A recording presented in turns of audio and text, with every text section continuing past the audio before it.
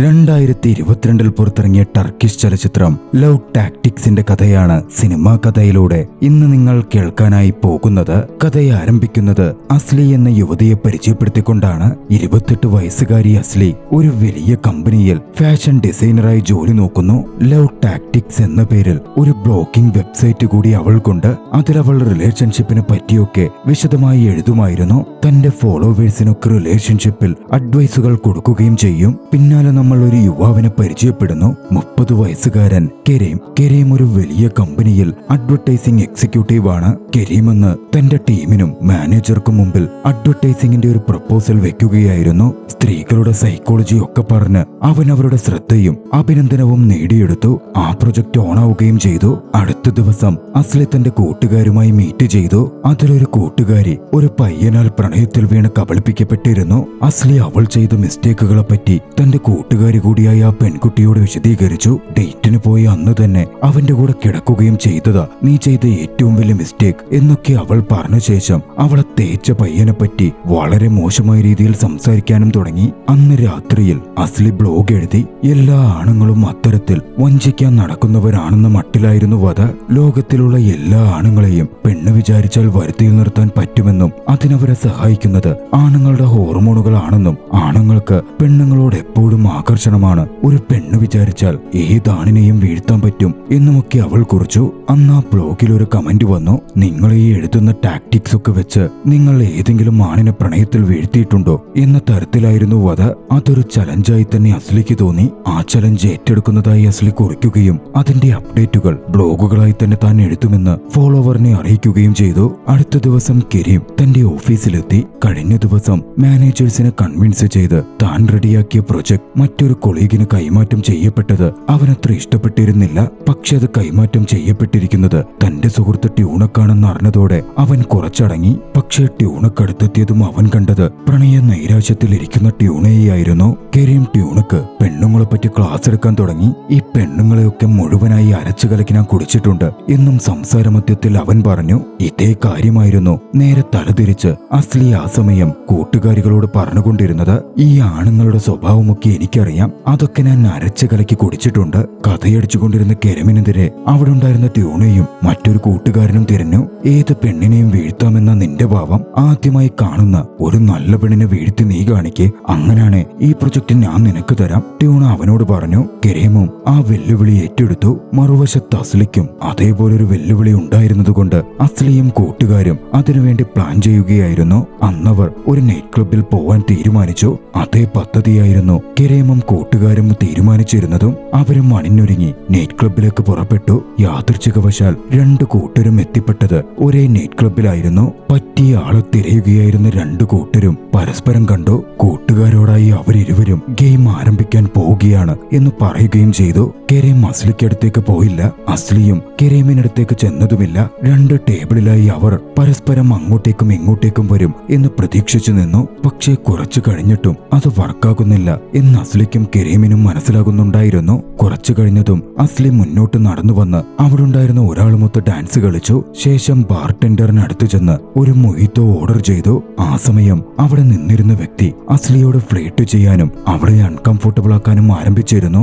അത് തിരിച്ചറിഞ്ഞ കെരീം ഇതാണ് അവസരമെന്ന് ചിന്തിച്ച് അസ്ലിയെ ബേബി എന്നൊക്കെ വിളിച്ചുകൊണ്ട് അങ്ങോട്ടേക്ക് കടന്നു ചെന്നു. അവർ കാമുകന്മാരാണ് എന്ന് തോന്നുന്ന തരത്തിലായിരുന്നു കെരീമിന്റെ വരവ്. അതോടെ പ്രശ്നക്കാരനായി ഫ്ലേട്ട് ചെയ്തിരുന്ന വ്യക്തിയൊന്നടങ്ങി. അവിടെ നിന്നും ഇരുവരും പോകുമ്പോൾ താൻ തന്റെ ഫ്രണ്ട്സിനടുത്തേക്ക് പോവുകയാണ് എന്ന് അസ്ലി കെരീമിനോട് പറഞ്ഞു. പക്ഷെ അയാൾ നോക്കുന്നുണ്ടെന്നും ഇപ്പോൾ പോയാൽ വീണ്ടും പണിയാകുമെന്നും തന്റെ ടേബിളിലേക്ക് വരാനുമായിരുന്നു കെരീം അസ്ലിയോട് പറഞ്ഞത്. കെരീം അസ്ലിയെ തന്റെ ഫ്രണ്ട്സിന് പരിചയപ്പെടുത്തി. അവരാകട്ടെ അസ്ലിയെ തങ്ങളുടെ വില്ലേജിലേക്കൊന്ന് ക്ഷണിക്കുകയും ചെയ്തു. പക്ഷെ വളരെ പൊളൈറ്റായി അത് അവഗണിച്ച അസ്ലി തന്റെ ഫ്രണ്ട്സിന്റെ അടുത്തേക്ക് തന്നെ തിരികെ പോന്നു. അസ്ലി തിരികെ എത്തിയതും ഫ്രണ്ട്സ് ചോദിച്ചു, നീ എന്താ ഒരു തണുപ്പമട്ടിൽ താല്പര്യമില്ലാത്ത പോലെ പോകുന്നത്? അസ്ലി പറഞ്ഞു, നിങ്ങൾ നോക്കി ചോദിക്കൂ, അവനിപ്പോ എന്നോട് സംസാരിക്കാൻ ഇങ്ങോട്ടേക്ക് വരും. അസ്ലി പറഞ്ഞ പോലെ തന്നെ കെരീം അങ്ങോട്ടേക്ക് വന്നു. പക്ഷേ അവളോട് സംസാരിക്കാനായിരുന്നില്ല. അവൾ മറന്നുവെച്ച മൊയ്ത്തോ അവൾക്ക് കൊണ്ടുവന്ന് കൊടുക്കാനായിരുന്നു. ശേഷം ഒരു ലുക്ക് മാത്രം കൊടുത്ത് അവൻ അവിടെ നിന്ന് തിരികെ പോന്നു. അസ്ലിയും കൂട്ടുകാരും അതിശയത്തോടെ കെരീമിനെ നോക്കി. അവൻ ഹാൻസമാ, എന്തൊരു പൊളൈറ്റുമാ എന്ന് അസ്ലിയുടെ ഫ്രണ്ട് ഒരു കമന്റും പറഞ്ഞു. ഇതേ സമയം അസ്ലിയുടെ ഒരു സുഹൃത്തിന് ട്യൂണയുമായി താല്പര്യം തോന്നി. അവനോട് അവൾ പരിചയപ്പെട്ട് അവർ ഒന്നിച്ച് സംസാരിച്ചു. തിരികെ പോകുമ്പോൾ കൂട്ടുകാരി അസ്ലിയോട് ചോദിച്ചു, നമ്മുടെ ഇന്നത്തെ പ്ലാൻ ഫെയിലായല്ലേ? എല്ലാം നല്ല രീതിയിലാ പോകുന്നത്, ഇതുവരേക്കും ഒക്കെ പെർഫെക്റ്റ് ആണ് എന്നായിരുന്നു അസ്ലിയുടെ മറുപടി. വീട്ടിലെത്തി അസ്ലിയും കൂട്ടുകാരും കെരീമിനെ പറ്റി സെർച്ച് ചെയ്തു. കെരീമും കൂട്ടുകാരും അസ്ലിയെ പറ്റി സെർച്ച് ചെയ്യാതിരിക്കുമോ? അവരും അവളുടെ സോഷ്യൽ മീഡിയ അക്കൗണ്ടുകൾ അടക്കം പരിശോധിച്ചു. അടുത്ത ദിവസം ജോലി സ്ഥലത്ത് ജോലിയുടെ ഭാഗമായി അസ്ലിക്ക് ഒരു ഇവന്റിന് പോകണമായിരുന്നു. അവൾക്കാണെങ്കിൽ അതിന് താല്പര്യവുമില്ല. പക്ഷേ നിർബന്ധിതാവസ്ഥ വന്നതോടെ അവൾ പോവാൻ തയ്യാറായി. ആ ഇവന്റിൽ കെരീമും സംഘവും അതുപോലെ തന്നെ എത്തിച്ചേർന്നിരുന്നു. യാദൃശികവശാൽ ഇരുവരും പരസ്പരം അവിടെ വെച്ച് കണ്ടുമുട്ടിയില്ല. പക്ഷേ പിന്നീട് കണ്ടതും കെരീമിന്റെ മുമ്പിൽപ്പെടാതെ പുറത്തു കടക്കാൻ അസ്ലി ശ്രമിച്ചു. ഇതേ സമയം കെരീമും ഒരു പെൺകുട്ടിയിൽ നിന്ന് രക്ഷപ്പെടാൻ പാർട്ടി പകുതിക്ക് വിട്ട് പുറത്തേക്ക് ഓടിയിറങ്ങിയിരുന്നു. രണ്ടുപേരും ടാക്സി വിളിച്ച് ടാക്സിയിൽ ഓടിക്കയറി. ഒരേ ടാക്സിക്കകത്തായിരുന്നു ഇരുവരും കയറിയത്. ടാക്സിക്കകത്ത് വെച്ച് രണ്ടുപേരും കണ്ടു. ഇരുവർക്കും വിശക്കുകയും ചെയ്യുന്നുണ്ടായിരുന്നു. അതുകൊണ്ട് തന്നെ കെരീം അസ്ലിയോട് വിശക്കുന്നുണ്ടോ എന്ന് ചോദിക്കുകയും ഡിന്നറിനൊരു റെസ്റ്റോറന്റിൽ പോയാലോ എന്ന് ചോദിക്കുകയും ചെയ്തു. അസ്ലിയും അതിന് സമ്മതിച്ചു. ഒരു ഫാൻസി റെസ്റ്റോറന്റിലേക്ക് അവൻ അവളെ കൂട്ടിക്കൊണ്ടുപോയി. നടക്കുന്ന സംഭവങ്ങളൊക്കെയും വല്ലാതെ ക്ലേശയായി അസ്ലിക്ക് തോന്നി. ഇതൊക്കെ കെരീമിന്റെ പ്ലാനാണ് എന്നുപോലും അവൾ ചിന്തിച്ചു. പ്രത്യേകിച്ചും കപ്പിൾസ് ആണെന്ന് തെറ്റിദ്ധരിച്ച് ഒരു വയലിൻ വായിക്കുന്നയാൾ അടുത്തെത്തിയതും അസ്ലി ഒന്ന് ചിരിക്കുക പോലും ചെയ്തു. പക്ഷേ കെരീം ആകട്ടെ അതൊന്നും സാരമാക്കിയില്ല. ഇതുപോലെ നിങ്ങൾക്ക് താല്പര്യമുള്ള പെൺകുട്ടികളൊക്കെ ഇവിടെ ഇങ്ങനെ കൊണ്ടുവരാറുണ്ടോ എന്ന് അസ്ലി ഒന്ന് കുത്തി ചോദിച്ചു. അസ്ലി എന്താണ് ചിന്തിക്കുന്നത് എന്ന് കെരീമിനും മനസ്സിലാകുന്നുണ്ടായിരുന്നു. അവനും പ്ലാൻ ചെയ്തതൊന്നും അല്ലെങ്കിലും ഇങ്ങോട്ട് വരേണ്ടിയിരുന്നില്ല എന്ന് തോന്നി. അല്പം പരങ്ങലിലായി. തിരികെ അസ്ലിയെ അവൻ തന്നെ ഡ്രോപ്പ് ചെയ്തു. ബൈ പറഞ്ഞ് തിരിഞ്ഞു നോക്കുക പോലും ചെയ്യാതെ അസ്ലി വീട്ടിലേക്ക് പോയി. രണ്ടുപേരുടെയും ഉള്ളിൽ ഇരുവരെയും പറ്റി നെഗറ്റീവ് ചിന്തകൾ മാത്രമായിരുന്നു വന്നുകൊണ്ടിരുന്നത്. കെരീം കാറിലേക്ക് തിരികെ കയറുമ്പോൾ അസ്ലിയുടെ ഷാൾ കാറിൽ കിടക്കുന്നത് കണ്ടു. അവളത് മനഃപൂർവ്വം കാറിനകത്ത് ഉപേക്ഷിച്ച് പോയതാണ് എന്ന് കെരീമിന് ഉറപ്പുണ്ടായിരുന്നു. അത് കണ്ട് കെരീം ഒന്ന് ചിരിച്ചു. അവളുടെ തന്ത്രമാണ് അതെന്നും കെരീം മനസ്സിലാക്കിയിരുന്നു. കെരീം തന്റെ കൂട്ടുകാരെ കണ്ട് നടന്ന കാര്യങ്ങൾ വിശദീകരിച്ചു. അവൾക്ക് തന്നെ ഇഷ്ടപ്പെട്ടിട്ടുണ്ടെന്നും പക്ഷേ താൻ തന്നെ അവളോട് പ്രപ്പോസ് ചെയ്യാനും മറ്റുമായി അവൾ ഓരോ തന്ത്രങ്ങൾ മെനയുകയാണെന്നും അവൻ വ്യക്തമാക്കി. ഇതേ സമയം അസ്ലിയാകട്ടെ ബ്ലോഗ് എഴുതാൻ ആരംഭിച്ചിരുന്നു. താൻ ടാർഗറ്റ് ചെയ്യുന്ന വ്യക്തിയെ തൽക്കാലത്തേക്ക് മിസ്റ്റർ കെ എന്ന് വിളിക്കാം എന്ന് പറഞ്ഞ് അത്തരത്തിലായിരുന്നു അവൾ എഴുതിയിരുന്നത്. ഏത് പെൺകുട്ടിയെയും വളയ്ക്കാൻ പറ്റും എന്ന് വിശ്വസിക്കുന്ന ഒരു ക്ലീശേ മനുഷ്യനാണ് അയാൾ എന്ന് അവൾ കുറിച്ചു. അടുത്ത ദിവസം ഓഫീസിൽ തന്റെ തന്ത്രം ഫലിക്കുമോ എന്നറിയാൻ അസ്ലി കാത്തിരുന്നു. കെരീം തന്റെ ഷാളുമായി ഓഫീസിലേക്ക് വരും എന്നായിരുന്നു അവൾ ചിന്തിച്ചിരുന്നത്. പക്ഷേ അവളെ തേടി എത്തിയതാകട്ടെ ഒരു കൊറിയർ ബോയും. അസ്ലിയും കൂട്ടുകാരും ഒന്ന് അതിശയിച്ചു. മറുവശത്ത് കെരീം കൂട്ടുകാരോട് പറഞ്ഞ് ചിരിക്കുകയായിരുന്നു. ആ ഡെലിവറി അങ്ങനെ കിട്ടുമ്പോ അവളുടെ മുഖമൊന്ന് കാണേണ്ടത് തന്നെയായിരിക്കും. അത് കെരീമിന്റെ ടാക്ടിക്സ് ആയിരുന്നു. വൈകാതെ അസ്ലി തന്നെ വിളിക്കും എന്ന് പ്രതീക്ഷിച്ച് കെരീമും കെരീം അവളെ വിളിക്കും എന്ന് പ്രതീക്ഷിച്ച് അസ്ലിയും ഇരിക്കാൻ തുടങ്ങി. രണ്ടുപേരും അങ്ങോട്ടും ഇങ്ങോട്ടും വിളിച്ചതേയില്ല. പിറ്റേന്ന് പുലർച്ചെ അസ്ലിയുടെ ഫോണിൽ ഒരു കോൾ എത്തി. കെരീമായിരിക്കുമെന്ന് ചിന്തിച്ച് എക്സൈറ്റഡ് ആയി അവൾ കോൾ എടുത്തു. പക്ഷെ അത് ഓഫീസിൽ നിന്നുമായിരുന്നു. ജോലിയുടെ ഭാഗമായി അവൾക്ക് കപ്പഡോഷ്യയിലേക്ക് പോകണം എന്ന് ഓഫീസിൽ നിന്നും പറഞ്ഞു. കുളിക്കുകയായിരുന്ന കെരീമിനും പിന്നാലെ കോൾ വന്നു. എക്സൈറ്റ്മെന്റിൽ അവനും അപ്പോൾ തന്നെ കോൾ എടുത്തു. പക്ഷെ അത് അസ്ലിയായിരുന്നില്ല. ഓഫീസിൽ നിന്നും അവനും അസൈൻമെന്റിന്റെ ഭാഗമായി കപ്പഡോഷ്യയിലേക്ക് പോകണം എന്ന് പറഞ്ഞുള്ള കോളായിരുന്നു അത്. അസ്ലി എയർപ്ലെയിനിൽ ഇരിക്കുമ്പോൾ കുറച്ചു കഴിഞ്ഞ് തന്റെ അടുത്ത് വന്നിരുന്ന വ്യക്തിയെ നോക്കി. അത് കെരീമായിരുന്നു. അവൾ അതിശയപ്പെട്ടു. തന്നോട് ഫ്ലൈറ്റ് ചെയ്യാൻ താൻ പോകുന്നതറിഞ്ഞ് കെരീം വന്നിരിക്കുന്നതാണ് എന്നായിരുന്നു അവൾ ചിന്തിച്ചത്. കെരീമിന്റെ ചിന്തയും അതേ രീതിയിൽ തന്നെ പ്രവർത്തിച്ചു. തങ്ങൾ ഒരേ ആൾക്കു വേണ്ടി വർക്ക് ചെയ്യാനാണ് അവർ ബുക്ക് ചെയ്ത ടിക്കറ്റിൽ ഇപ്പോൾ പോകുന്നത് എന്ന് ഇരുവരും അറിഞ്ഞിരുന്നില്ല. മുഖം തിരിച്ച് തങ്ങളുടെ തന്ത്രങ്ങൾ ഫലിക്കുന്നുണ്ടല്ലോ എന്ന രീതിയിൽ ഇരുവരും പുഞ്ചിരിച്ചു. അവൾ അപ്പോൾ തന്നെ പ്ലെയിനിലിരുന്ന് തന്റെ ബ്ലോഗ് എഴുതി. മീൻ വലയ്ക്കകത്തേക്ക് എത്തിയിരിക്കുന്നു എന്നായിരുന്നു അത്. ഇതെങ്ങനെ ഒരു യാദൃച്ഛികതയാകും എന്ന് കെരീം അസ്ലിയോട് ചോദിച്ചപ്പോൾ അവൻ തന്നെ ഫോളോ ചെയ്ത് എയ്റോപ്ലെയിനിലേക്ക് റൂമിലേക്ക് എത്തിയതാണ് എന്നായിരുന്നു അസ്ലി പറഞ്ഞത്. അത് കേട്ടപ്പോൾ തന്നെ കെരേമിന് പൊട്ടിച്ചിരിയായിരുന്നു വന്നത്. പക്ഷേ ഡെസ്റ്റിനേഷനിലേക്ക് എത്തി ഇറങ്ങിയതും ഇരുവർക്കും കാര്യം ബോധ്യപ്പെട്ടു.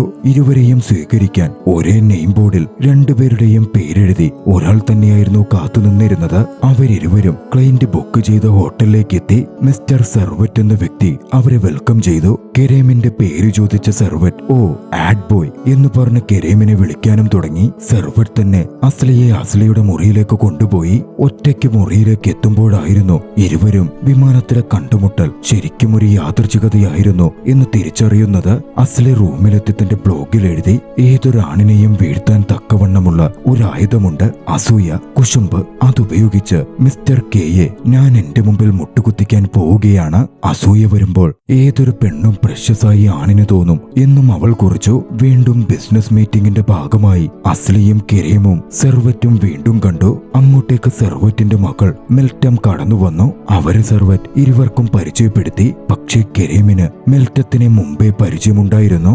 മെൽറ്റത്തിനെ കണ്ടതും കെരേമിന്റെ മുഖം തന്നെയൊന്ന് മാറിയിരുന്നു. രാത്രിയിൽ അവരൊന്നിച്ച് ഡിന്നറിനിരുന്നു. മെൽറ്റം ആകട്ടെ കെരേമിന്റെ കാലിൽ ടേബിളിനടിയിലൂടെ ഉരസാനും മറ്റും തുടങ്ങി. അസ്വസ്ഥനായ കെരേം എഴുന്നേറ്റ് നിന്ന് പെട്ടെന്ന് നാണക്കേട് മറയ്ക്കുവാൻ ഡയലോഗ് ഒക്കെയടിച്ച് ചിയേഴ്സ് പറയാനും മറ്റും തുടങ്ങി. പക്ഷേ സെർവറ്റ് കെരേമിനെ പറഞ്ഞിരുത്തി. ഇപ്പോഴത്തെ പയ്യന്മാർക്ക് എന്തിന് ഗ്ലാസ് ഉയർത്തണം എന്ന് പോലും അറിയില്ല എന്ന് പറഞ്ഞ് പരിഹസിച്ചു. കെരേമും അസ്ലിയും ശേഷം അവരവരുടെ റൂമിലേക്ക് പോയി. അടുത്തടുത്ത റൂമുകളായിരുന്നു രണ്ടുപേർക്കും ഉണ്ടായിരുന്നത്. അസ്ലി തന്റെ മുറിയിൽ വന്ന് ഇപ്പോൾ മുട്ടും എന്ന് കെരേം പ്രതീക്ഷിച്ചിരുന്നു. വൈകാതെ കെരേമിന്റെ റൂമിൽ മുട്ടുകേട്ടു. പക്ഷേ അത് അസ്ലിയായിരുന്നില്ല, അത് മെൽറ്റം ആയിരുന്നു. മെൽറ്റം കെരേമിനെ സെഡ്യൂസ് ചെയ്യാൻ ശ്രമിച്ചു. മെൽറ്റവും കെരേമും പണ്ട് പ്രണയിതാക്കളായിരുന്നു. താൻ കെരേമിനെ മറന്നിട്ടില്ലെന്നും നമ്മൾ ഒന്നിച്ചാ ഉണ്ടാവേണ്ടത് എന്ന് മെൽറ്റം പറഞ്ഞു. പക്ഷെ പിന്നാലെ തന്നെ കെരേം അതിൽ നിന്ന് പിന്മാറുകയും അവളോടൊരു നുണ പറഞ്ഞ് തങ്ങൾ ഒന്നിക്കാൻ പറ്റിയവരല്ല എന്നവളെ വിശ്വസിപ്പിക്കുകയും അവളുടെ സഹതാപം പിടിച്ചു പറ്റുകയും ചെയ്തു. നുണ കേട്ട് വിശ്വസിച്ചിരുന്ന അവളാകട്ടെ കെരേമിനെ മടിയിൽ കിടത്തി ആശ്വസിപ്പിച്ചു. അടുത്ത ദിവസം രാത്രിയിൽ അവർ നാലുപേരും ഒന്നിച്ച് ഒരു ഡിന്നറിന് പോയി. അവിടെ വെച്ച് കെരേമിന് അസൂയ വരുന്ന തരത്തിൽ പ്രവർത്തിക്കുവാൻ അസ്ലി തീരുമാനിച്ചു. അതിനുവേണ്ടി സെർവറ്റുമായി അടുത്തിടപഴകി അവൾ പെരുമാറി. പക്ഷേ സെർവറ്റാകട്ടെ പരിധിവിടാൻ തുടങ്ങിയിരുന്നു. അവൾ അൺകംഫോർട്ടബിൾ ആവാനും തുടങ്ങി. കെരേം അത് ശ്രദ്ധിക്കുന്നുണ്ടായിരുന്നു. അതോടെ അങ്ങോട്ടേക്ക് ചെന്ന കെരേം ബുദ്ധിപൂർവ്വം സെർവറ്റിനെ അകറ്റി ബെറ്റ് വെച്ച് ഒരുപാട് സെർവറ്റുമായി കുടിക്കുകയും സെർവറ്റിനെ മദ്യാസക്തിയിലാക്കുകയും ചെയ്തു. മെൽറ്റമും ഒരുപാട് കുടിച്ചിരുന്നു. ഇരുവരും അവശതയിലായി കിടന്നതും കെരേം അസ്ലിക്കടുത്തെത്തി. ഒന്നുകിൽ അയാൾക്കൊപ്പം വീട്ടിലേക്ക് പോകണം, അല്ലെങ്കിൽ എന്റെ കൂടെ വരണം. നിനക്ക് 2 ഓപ്ഷൻ ഉണ്ട്, ഏതു വേണമെന്ന് നീ തിരഞ്ഞെടുത്തു. അസ്ലിക്ക് സെർവറ്റിന്റെ കൂടെ പോവുക ചിന്തിക്കാനേ പറ്റില്ലായിരുന്നു. അതുകൊണ്ട് തന്നെ അവൾ കെരേമിനെയും വിളിച്ച് അവിടെ നിന്ന് പോയി. കെരേം അസ്ലിയെ കൊണ്ടുപോയത് തന്റെ പരിചയക്കാർക്കിടയിലേക്കായിരുന്നു. പണ്ട് കെരേം വളർന്നത് ആയിടത്തായിരുന്നു. അസ്ലിയെ കെരേം അവർക്ക് പരിചയപ്പെടുത്തി. അവരൊക്കെയും ഒന്നിച്ചിരുന്ന് ഓരോന്ന് സംസാരിച്ചു. കെരേം അച്ഛനൊപ്പമുള്ള ഒരു പഴയ ചിത്രം അവിടെ ഉണ്ടായിരുന്നു. കെരേമിന്റെ അച്ഛൻ അവന്റെ ചെറുപ്പത്തിലെ മരണപ്പെട്ടു പോയതാണ് എന്ന് അസ്ലി തിരിച്ചറിഞ്ഞു. അസ്ലി കെരേമിന്റെ അമ്മയെപ്പറ്റി ചോദിച്ചു. വല്ലാതായ കെരേം പെട്ടെന്ന് അവിടെ നിന്ന് എഴുന്നേറ്റ് പോയി. താൻ എന്തെങ്കിലും തെറ്റ് ചോദിച്ചു എന്നുടൻ അസ്ലി ബാക്കിയുള്ളവരോട് ചോദിച്ചതും 10 വയസ്സുള്ളപ്പോൾ കെരേമിനെ അവന്റെ അമ്മ ഉപേക്ഷിച്ചു പോയതാണ് എന്ന കാര്യം അവർ വിശദീകരിച്ചു. അസ്ലി ചെല്ലുമ്പോൾ കെരേം അവിടുത്തെ മണ്ണുകൊണ്ടുള്ള വസ്തുക്കൾ ഉണ്ടാക്കുന്നിടത്ത് നിൽക്കുകയായിരുന്നു. അങ്ങോട്ടേക്കെത്തിയ അസ്ലിക്ക് കെരേം ഒരു ടിയർ കപ്പ് കൊടുത്തു. ഭർത്താക്കന്മാർ അകലേക്ക് പോകുമ്പോൾ ഭാര്യമാർ അവരുടെ സ്നേഹത്തിന്റെ പ്രതീകമായി കണ്ണുനീർ ശേഖരിച്ചിരുന്ന കപ്പാണിത് എന്നും അവൻ ആ സമയം അവളോട് പറഞ്ഞു. അസ്ലി തനിക്കും മൺപാത്ര നിർമ്മാണം ചെയ്യണം എന്ന ആഗ്രഹം പറഞ്ഞപ്പോൾ കെരേം അതിന് അവസരമൊരുക്കി. അവളോട് ചേർന്ന് നിന്ന് അവൾക്ക് വേണ്ട പരിശീലനവും കൊടുത്തു. ഇരുവരും അത്രയ്ക്ക് അടുത്തു വന്നതോടെ അസ്ലി വല്ലാതെ ബ്ലഷ് ചെയ്തിരുന്നു. പെട്ടെന്ന് അവിടെ നിന്നും അതൊക്കെ വിട്ട് അസ്ലി എഴുന്നേറ്റ് പോന്നു. പിറ്റേന്ന് പുലർച്ചെ ഒരു ഇമ്പോർട്ടന്റ് ആക്ടിവിറ്റി ഉണ്ട് എന്ന് പറഞ്ഞ് കെരേം അസ്ലിയെ കൂട്ടിക്കൊണ്ടുപോയി. അവളുടെ കണ്ണു കെട്ടിയായിരുന്നു അവൻ അവളെ കൊണ്ടുപോയത്. കണ്ണു തുറക്കുമ്പോൾ അസ്ലി ഒരു എയർ ബലൂണിലായിരുന്നു. അവൾക്കാണേൽ ഉയരം പേടിയാണ്. അസ്ലി ബഹളം കൂട്ടാൻ തുടങ്ങി. വിമാനത്തിൽ പോന്നപ്പോൾ പോലും താൻ ഗുളിക കഴിച്ച കേറിയത് എന്ന് പറഞ്ഞവൾ വലിയ ഒച്ചയുണ്ടാക്കി. ഒരു നിമിഷം കെരേമും വല്ലാതായെങ്കിലും കെരേം അവളെ സമാധാനിപ്പിച്ചു. അവളോട് കണ്ണുകൾ അടയ്ക്കാനും തന്നോട് ചേർന്ന് നിൽക്കാനും പറഞ്ഞു. കുറച്ചു കഴിഞ്ഞതും അവൾക്ക് ആശ്വാസം ആശ്വാസം തോന്നി. അവൾ കണ്ണുകൾ തുറന്നു. മുമ്പിൽ അതിമനോഹരമായ ആ കാഴ്ചയുണ്ടായിരുന്നു. നിരവധി എയർ ബലൂണുകൾ ആകാശത്തിലൂടെ ഒഴുകി നടക്കുന്ന മനോഹരമായ പ്രകൃതി ഭംഗിയുടെ കാഴ്ച അവളുടെ കണ്ണുകൾ നിറഞ്ഞു. അതൊന്നും ഒരിക്കലും തനിക്ക് കാണാൻ സാധിക്കില്ലായിരുന്നേക്കാം എന്നവൾ ചിന്തിച്ചിരിക്കണം. തിരികെ താമസ സ്ഥലത്തേക്ക് എത്തുമ്പോൾ അവളുടെ മുഖത്ത് നാണം കലർന്ന ഒരു ചിരിയുണ്ടായിരുന്നു.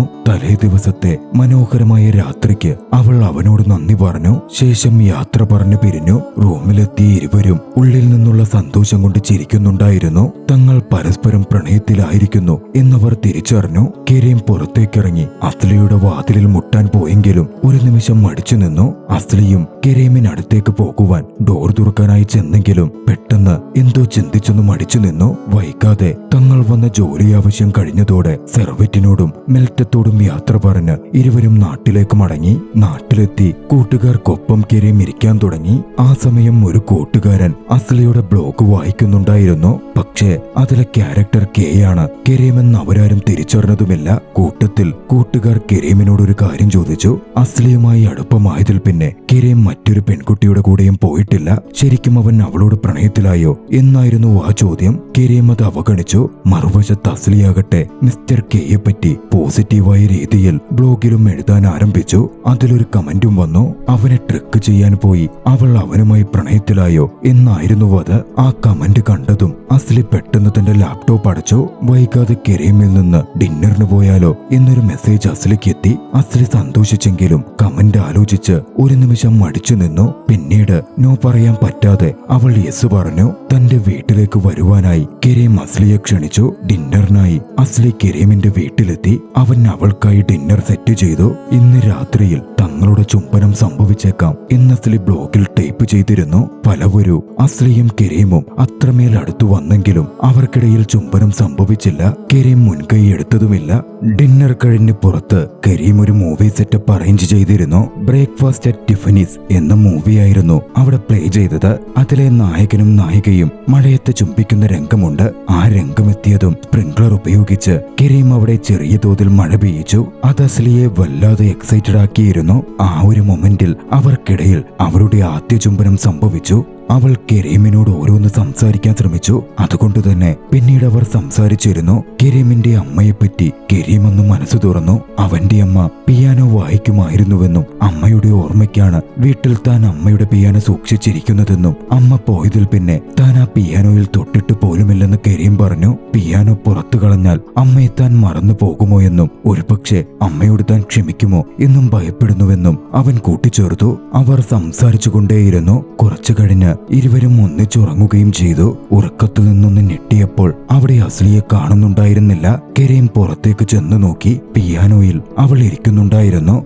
കരീമും അവൾക്കടുത്തു ചെന്നിരുന്നു. അവൾക്കൊപ്പം ആ പിയാനോയിൽ തൊട്ടു അത് വായിച്ചു. അടുത്ത ദിവസം കൂട്ടുകാർ അസ്ലിയോടും കരീമിനോടും തലേ ദിവസത്തെ സംഭവങ്ങളെ പറ്റി തിരക്കി. പക്ഷേ നടന്നതൊന്നും അവർ പറയുന്നുണ്ടായിരുന്നില്ല. തനിക്കിനി ഈ പരിപാടി മുമ്പോട്ട് കൊണ്ടുപോകണമെന്നില്ല എന്ന് അസ്ലി ആ സമയം പറഞ്ഞു. അസ്ലി പ്രണയത്തിൽ വീണിരിക്കുന്നു എന്നായിരുന്നു ഒരു സുഹൃത്ത് അഭിപ്രായപ്പെട്ടത്. അവിടുണ്ടായിരുന്ന അസ്ലിയുടെ പുതുതായി എത്തിയൊരു സുഹൃത്ത് കരീമിന്റെ ഫോട്ടോ കാണട്ടെ എന്ന് പറഞ്ഞു. അവൾക്കുടൻ ഫോട്ടോ കാണിക്കപ്പെടുകയും ചെയ്തു. ഉടൻ ആ പെൺകുട്ടി ഷോക്കായി. അവൾ പറഞ്ഞു, എന്നെ കുറച്ചുനാൾ മുമ്പ് തേച്ചെന്ന് പറഞ്ഞില്ലേ, അതേ ഇവൻ തന്നെയാ. അസ്ലിക്ക് അത് ഞെട്ടലുണ്ടാക്കിയിരുന്നു. തന്നെ സ്റ്റുപ്പിഡെന്നും അവന്റെ വലയിൽ വീണുപോയവളെന്നും വിളിച്ച് അസ്ലി സ്വയം കുറ്റപ്പെടുത്തി. തന്റെ ആ സുഹൃത്തിനോട് മുമ്പ് അവളെ കുറ്റപ്പെടുത്തിയതിന് സോറി പറയുകയും ചെയ്തു. പക്ഷേ കരീമിനെ വെറുത്തുവിടാൻ അസ്ലി ഉദ്ദേശിച്ചിരുന്നില്ല. അവനെ ഒരു പാഠം പഠിപ്പിക്കണം എന്ന് കൂട്ടുകാരുടെ മുമ്പിൽ വെച്ച് അവൾ പറഞ്ഞു. അസ്ലി കരീമിനെ ഒരു ഡിന്നറിന് ക്ഷണിച്ചു. അതിനോടകം അസ്ലിയുമായി യഥാർത്ഥ പ്രണയത്തിലായിരുന്ന കരീമും ഏറെ താല്പര്യത്തോടെ അതിന് സമ്മതിച്ചു. അങ്ങനെ ഡിന്നർ ദിവസം കരീം അസ്ലി പറഞ്ഞ ഇടത്തേക്കെത്തി. കരീമിനൊരു പണി കൊടുക്കാൻ ഉദ്ദേശിച്ച് കരീം ഇരിക്കുന്ന സീറ്റിന് നേരെ ഇൻസ്റ്റഗ്രാം ലൈവ് ഓണാക്കി അവൾ വെച്ചിരുന്നു. കരീം വന്ന് അസ്ലിയോട് സംസാരിച്ചു. തലേ ദിവസം രാത്രി തനിക്ക് മുമ്പുള്ള പോലൊന്നും ആയിരുന്നില്ലെന്നും അസ്ലിയെ താൻ ആത്മാർത്ഥമായി പ്രണയിക്കുന്നുവെന്നും അവൻ അവളോട് തുറന്നു പറഞ്ഞു. ഇതേ സമയം ലൈവിന്റെ കാര്യം കരീമിന്റെ കൂട്ടുകാരൻ കണ്ടിരുന്നു. കൂട്ടുകാരൻ കരീമിനെ കോണ്ടാക്ട് ചെയ്യാൻ ശ്രമിച്ചെങ്കിലും ഫോൺ സൈലന്റിലായതുകൊണ്ട് കരീം അത് ശ്രദ്ധിച്ചതേയില്ല. കരീം പ്രണയം തുറന്നു പറഞ്ഞു കഴിഞ്ഞതും അസ്ലി പറഞ്ഞു, നിങ്ങളുടെ പ്രണയം തുറന്നു പറഞ്ഞതിന് നന്ദിയുണ്ട്. പക്ഷേ നിങ്ങളെന്നെ ഞാൻ ട്രിക്ക് ചെയ്ത് എന്റെ ടാക്ടിക്സ് ഉപയോഗിച്ച് ഞാനുമായി പ്രണയത്തിൽ വീഴ്ത്തുകയായിരുന്നു. അവൻ എത്ര പെൺകുട്ടികളുടെ ഹൃദയം തകർത്തിട്ടുണ്ട്, അതൊക്കെ ഇതുപോലെ വളരെ ഈസിയാണെന്ന് തോന്നിയിരുന്നു എന്നൊക്കെ ചോദിച്ച് അസ്ലി അവനുമേൽ തട്ടിക്കയറി. നടന്നതൊക്കെയും ലൈവാണ് എന്ന് പറഞ്ഞ് അതും അവനെ കാണിച്ച ശേഷം അവൾ അവിടെ നിന്ന് നടന്നുപോയി. ആകെ തകർന്ന് ഒരു നിമിഷം കരീം ഇരുന്നു പോയിരുന്നു. അവന്റെ ജീവിതത്തിലെ ആദ്യത്തെ ആത്മാർത്ഥ പ്രണയമായിരുന്നു അത്. അത്തരത്തിൽ കടന്നുപോയി. പക്ഷേ അസ്ലിയും പോകുമ്പോൾ കരയുന്നുണ്ടായിരുന്നു. അവളും ആത്മാർത്ഥമായി കരീമിനെ സ്നേഹിച്ചിരുന്നു. കരീമിന്റെയും അസ്ലിയുടെയും ദിവസങ്ങൾ പിന്നീട് അങ്ങോട്ടേക്ക് വേദനയിൽ കടന്നു പോകാൻ തുടങ്ങി. അസ്ലി ഒട്ടും സന്തോഷവതിയല്ലാതെ കാണപ്പെട്ടു. കരീമിന്റെ കാര്യവും മറ്റൊന്നും ആയിരുന്നില്ല. പുറത്തു പോകുമ്പോൾ ലൈവ് കണ്ട ആളുകൾ അവനെ തിരിച്ചറിഞ്ഞ് ചിരിക്കാനും മറ്റും ആരംഭിച്ചു. അസ്ലിയുടെ ബ്ലോഗിലൂടെയും ലൈവിലൂടെയും ഈ കാര്യങ്ങൾ അത്രയും മെൽറ്റം അറിയുന്നുണ്ടായിരുന്നു. കരീം പണ്ട് തന്നോട് നുണ പറഞ്ഞതാണ് എന്ന് മെൽറ്റം തിരിച്ചറിഞ്ഞു. കരീമിനെ അപ്പോഴും ഇഷ്ടപ്പെട്ടിരുന്ന മെൽറ്റം തന്റെ ബിസിനസ് പവർ ഉപയോഗിച്ച് അസ്ലിയെ അവളുടെ ജോബിൽ നിന്ന് ഫയർ ചെയ്യിപ്പിച്ചു. അസ്ലിക്ക് വിശദീകരണങ്ങൾ ലഭിച്ചതുമില്ല. പിന്നാലെ മെൽറ്റം തന്റെ പവർ ഉപയോഗിച്ചാണ് അസ്ലിയുടെ ജോബ് തെറിപ്പിച്ചത് എന്ന വിവരം കരീം അറിഞ്ഞു. കരീമിന് വലിയ ദേഷ്യം തോന്നിയിരുന്നു. പക്ഷേ മെൽറ്റം തന്നെ നേരിട്ടെത്തി കരീം തന്റെ കൂടെ ലണ്ടനിലേക്ക് വരണമെന്നും താനാണ് കരീമിന് വിധിക്കപ്പെട്ടവളെന്ന് പറയുകയും അങ്ങനാണേൽ അസ്ലിക്ക് അവളുടെ ജോബ് തിരികെ കൊടുക്കാം എന്നൊരു ഓഫർ മുമ്പിലേക്ക് വെക്കുകയും ചെയ്തു. അസ്ലിയുടെ നല്ലതോർത്ത് കരീം അതിന് സമ്മതിച്ചു. വൈകാതെ വീണ്ടും കമ്പനി അസ്ലിക്ക് ജോബ് ഓഫർ ചെയ്ത് വിളിപ്പിച്ചു. പക്ഷേ അസ്ലി ആ ജോബ് ഓഫർ നിരസിക്കുകയായിരുന്നു ചെയ്തത്. മെൽറ്റം വന്നതും നടന്ന സംഭവങ്ങളും കരീമിന്റെ കൂട്ടുകാരിൽ നിന്ന് അസ്ലിയും അറിഞ്ഞു. കരീം എത്രമേൽ ആത്മാർത്ഥമായി അവളെ പ്രണയിച്ചിരുന്നു എന്നും അസ്ലി തിരിച്ചറിയുകയായിരുന്നു. അന്നാണ് കരീമും മെൽറ്റമും ലണ്ടനിലേക്ക് പോകുന്നത്. അസ്ലിക്ക് അപ്പോൾ മാത്രമേ അവനെ തടയാൻ സാധിക്കുള്ളൂ. അവർ വേഗത്തിൽ എയർപോർട്ടിലേക്ക് പുറപ്പെട്ടു. പോകുന്ന വഴിയിൽ തന്റെ പ്രണയവും മറ്റു കാര്യങ്ങളും അവൾ ബ്ലോഗിൽ വിശദമായി കുറിച്ചു. എയർപോർട്ടിലേക്കുള്ള യാത്ര അത്ര എളുപ്പമായിരുന്നില്ല. പല തടസ്സങ്ങളും നേരിട്ടെങ്കിലും അവർ എയർപോർട്ടിലെത്തി. കരീം ആകട്ടെ പ്ലെയിനിലേക്ക് കയറി കഴിഞ്ഞിരുന്നു. പ്ലെയിനിൽ നിന്നും ബ്ലോഗ് എടുത്ത് വായിച്ച കരീം അസ്ലി തന്റെ പ്രണയം തുറന്നെഴുതിയിരിക്കുന്നത് കണ്ടു. അസ്ലി ടിക്കറ്റ് വാങ്ങി അകത്ത് കടക്കാൻ ശ്രമിച്ചെങ്കിലും അവളെ അകത്തേക്ക് കടത്തിവിടുന്നുണ്ടായിരുന്നില്ല. അതോടെ സെക്യൂരിറ്റി ബ്രീച്ച് ചെയ്ത് അസ്ലി അകത്തേക്കോടി. വഴിയിൽ വെച്ച് പ്ലെയിനിൽ നിന്ന് ഇറങ്ങി തിരികെ ഓടിയ കരീമും അസ്ലിയും കണ്ടുമുട്ടി. ഏറെ ഇമോഷണലായ ഒരു മീറ്റപ്പ് ആയിരുന്നു അത്. അവരിരുവരും ചുംബിച്ചു. തങ്ങളുടെ പ്രണയം തുറന്നു പറഞ്ഞു. പിന്നാലെ നിയമം ലംഘിച്ചതിന്റെ പേരിൽ വിമാനത്താവളത്തിലെ സെക്യൂരിറ്റി ഉദ്യോഗസ്ഥർ അവരെ അറസ്റ്റ് ചെയ്തു. അവരിരുവരെയും വിലങ്ങണിയിച്ചു. ഒരേ വിലങ്ങിൽ കൂട്ടിയോജിപ്പിച്ച് ചിരിയോടെ പുറത്തുവരുന്ന ഇരുവരുടെയും ദൃശ്യത്തോടെ ചലച്ചിത്രം അവസാനിക്കുകയാണ്. നിങ്ങൾക്ക് ഈ കഥ ഇഷ്ടമായെങ്കിൽ വീഡിയോ ലൈക്ക് ചെയ്യുക. അഭിപ്രായങ്ങളും നിർദ്ദേശങ്ങളും കമന്റുകളിൽ രേഖപ്പെടുത്തുക. കഴിയുമെങ്കിൽ ചാനൽ സബ്സ്ക്രൈബ് ചെയ്തും കൂട്ടുകാർക്ക് ഷെയർ ചെയ്തു കൊടുത്തും ഞങ്ങളെ സപ്പോർട്ട് ചെയ്യുക. അടുത്ത എപ്പിസോഡിൽ മറ്റൊരു മികച്ച ചലച്ചിത്രവുമായി നമുക്ക് കണ്ടുമുട്ടാം. അതുവരെ ബൈ.